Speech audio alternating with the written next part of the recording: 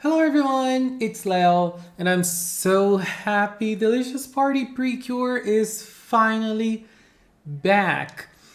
Oh my god. And I was so excited for this episode, but this really blew me away. I was so surprised. I thought that this was gonna be Men's debut episode where we're gonna start with Ran's story of becoming a cure, but not really. It was more focused on Kokone and Pum Pum and Kokone's ability or inability of making friends. And I actually love this because, well, they are not rushing Kokone's character, which is a kind of a complex character to write and to focus on. So it's very nice that they're taking her time and they're not rushing her to become friends with Yui, to become friends with Rosemary, and to become friends with classmates. They are telling her story the way it has to be told. So, amazing episode once again. We have an amazing scene of the girls cooking at the start. It was very cute. And girl, those sandwiches looked delicious. And I love how Kokone is weird when she is trying to do something. Like she has no idea how much to put and like how she should clean the lettuces and how fast she should go, how much ham she should cut and how many hamburgers, how many sandwiches she should do. And you know, she's always doing more than what she needs to. Her obsessive face like creates a very funny scenario every time. There is a nice thing to notice at that point. Her butler notices that Kokone is different than usual, probably happier than usual, and he gets happy because of that as well. So that is very cute. So when she arrives at school, she gets together with Yui. She gives her all those sandwiches. Yui gets very surprised, but she eats them all. But what really surprised me was the melon with hum. Girl, I've never seen that, but that is something I would love to try one day. That really looks delicious. And here's when the argument of the episode starts. There's fried shrimp at school this week, and everybody's eating, everybody thinks it's delicious and everything. But some boys comment that this is not something Fuwa would eat, Fuwa-sama would eat. That's how they call Kokone, because they respect her a lot. So this is something very mundane for her in their minds. So this is not something she would eat normally. So they dismiss it, and Yui is like, this is weird, right? So she asks Kokone, and Kokone is like, of course I would eat it. So it's like this image that people have from her that is very different from reality. And it's probably because, well, she is a very rich person. We can see that in her house and in her manners and her inability to communicate with people. And so this creates this lonely and this godlike persona that she has. And we can see that when she is cleaning, and no one lets her clean either because she is too special to clean.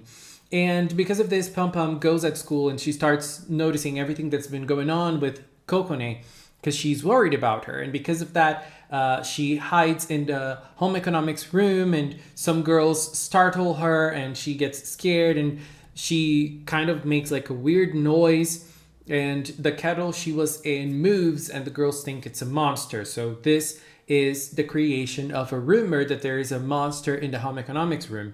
And it's very funny when we see the whole school talking about it and how big they turn it to be.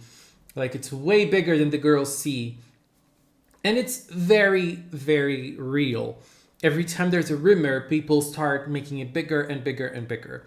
So it's very funny how the school treats it. And so we have the student council president going in and saying, well, there seems to be a big thing going on, so we are going to investigate. So please, let's not get out of our classrooms during lunch break because we are going to be investigating. And then we finally see a little bit more of the student council president, Kasai Amane. And this was all a plan of her part, because we see the Bandolu gang talking about how Gentlew should do a different approach this time, a different attack. So she needs a different attack so that the cures would not stop her plan. So the plan that she thought was let's attack the school because the Cures would not be at school. But how wrong she was. And that was funny to see because she thought, well, I'm going to attack the fried shrimp, the fried shrimp recipe, because this is something Godats likes eating. So she's always like focusing on things Godats enjoys.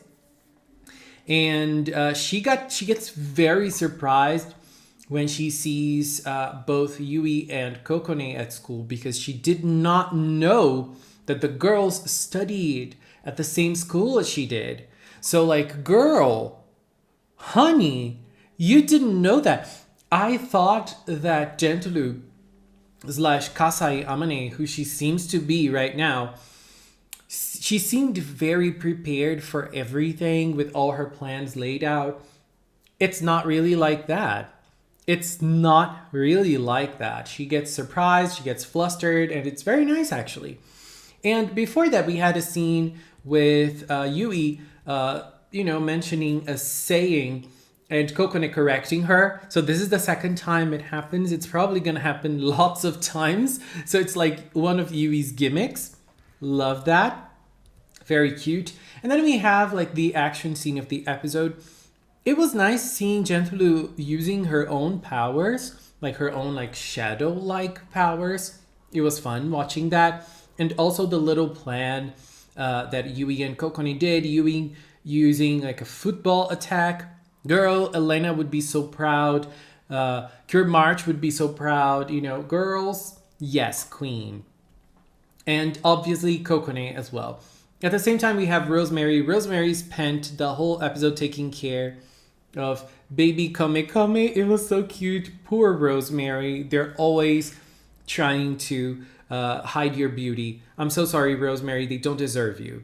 And we also see Fuwa-sama, helping the girls that were stuck in like this little trailer. And this scene is important because the girls start seeing Kokone in a different way. Even though I found this a little strange because if I were one of the girls, I would start seeing Kokone as like the hero. And so I would still keep my distance. But this had like the reverse effect for the girls. They started seeing Kokone as someone like them. And they were very thankful and everything. And so we had the fighting scene. We had Rosemary arriving and creating the delicious field. And the fighting scene started. The fighting scene was not something shocking, but it was also nice to see.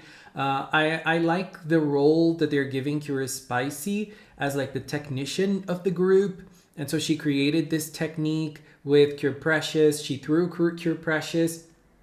And Cure Precious used her calorie punch. And Cure Spicy was able to finish with her spicy circle. Very nice. Very simple. I think this was the simplest fighting scene, but still nice. I liked it. And then at the end, we could see Pum Pum, saying that she was the monster and why she was at school. And it was a very cute moment.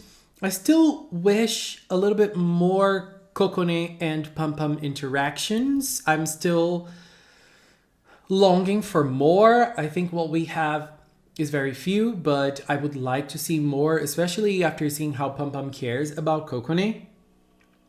And at the end, we could see how Kokone is being accepted by the girls and, like making more friends apart from Yui. That is very nice. And at the end of the episode, we see how Kokone is noticing the posts on Curesta and noticing that there is one specific user that they don't know that is posting every single place that has been attacked by the Bandoru gang. And they think that this person is someone from Bandoru. And this person is actually Ran.